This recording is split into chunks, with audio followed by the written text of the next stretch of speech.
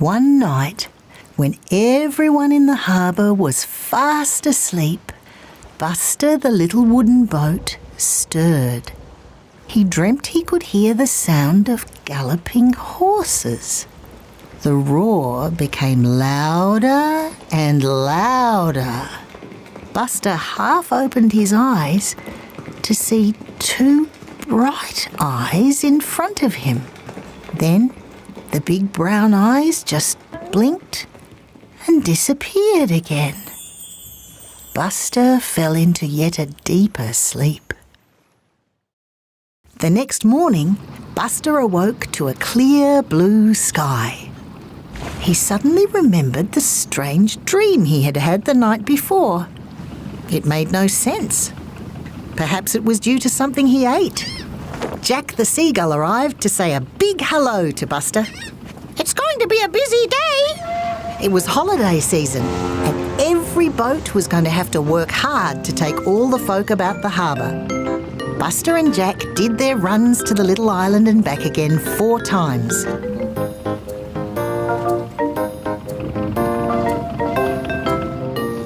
They were just returning to the village for lunch when they heard a rumbling sound.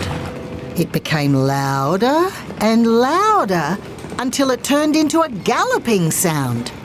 This was the very sound he had heard the night before. He had not imagined it. It was the sound of a stampede of horses. It was a herd of seahorses.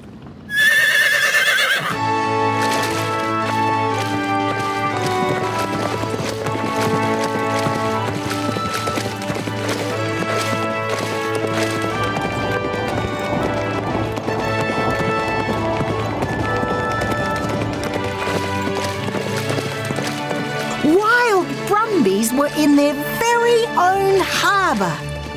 As the herd passed, one seahorse, who was smaller than the rest, stopped to look at Buster.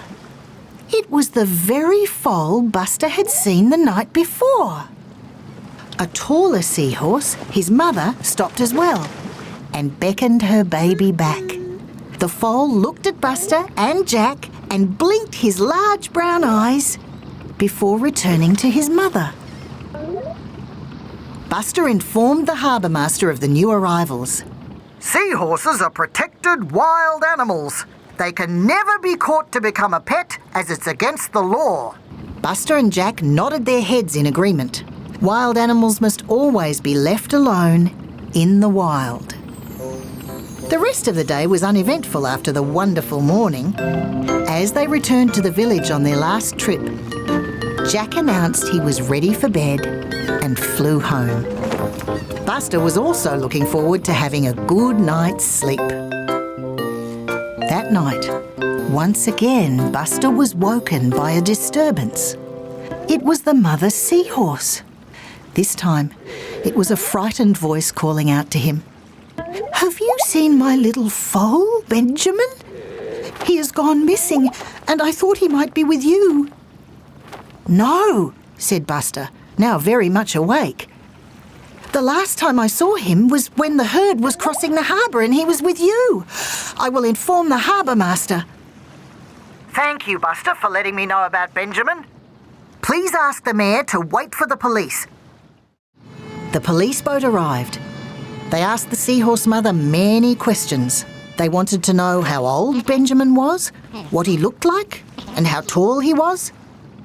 The seahorse mayor answered in a thin, worried voice that he was 2 years old, red in colour, and not very tall due to his young age. The police filed Benjamin as a missing person and gave all the mayor's information to the harbour master over the radio. The warm sun prodded Buster to wake up to yet another beautiful day. But the whole world seemed strangely quiet and sad, with concern for the lost little seahorse. Jack arrived to start their day's work. As they left the village, Buster and Jack noticed an alley cat rowing towards the dock at great speed. They could see him coming out of the general store with a long rope and a large glass jar. He then got back into his boat and began to row across the harbour. Buster and Jack were such close friends that they just looked at each other without saying anything.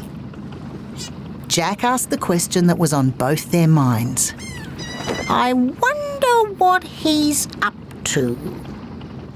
Buster looked at Jack and raised his eyebrows. Should we follow him? Of course! He may have something to do with Benjamin's disappearance.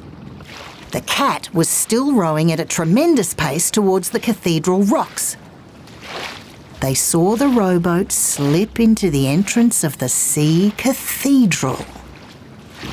Buster and Jack slowly poked their way into the entrance of the sea cave.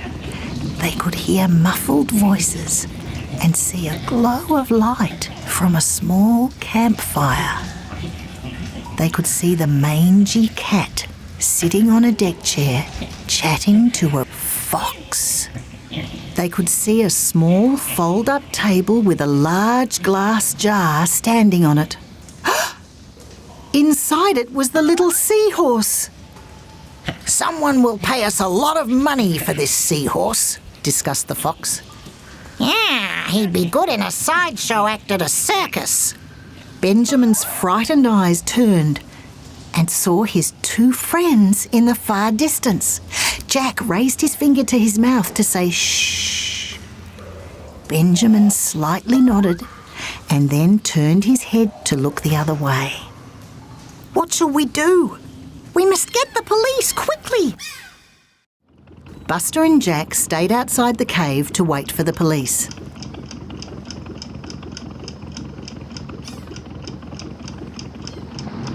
The police finally appeared and used oars and a guiding pole to make their way into the deep heart of the cathedral rocks. Buster and Jack waited for a very long time. The police finally appeared with the cat and his fox pal in metal handcuffs. One of the policemen came over to Buster and Jack. He handed over the little seahorse for them to return him safely to his mother. Thank you, Buster. Thank you, Jack. Benjamin smiled at Buster and Jack, and then all the seahorses galloped into the wild ocean beyond the two flashing beacons.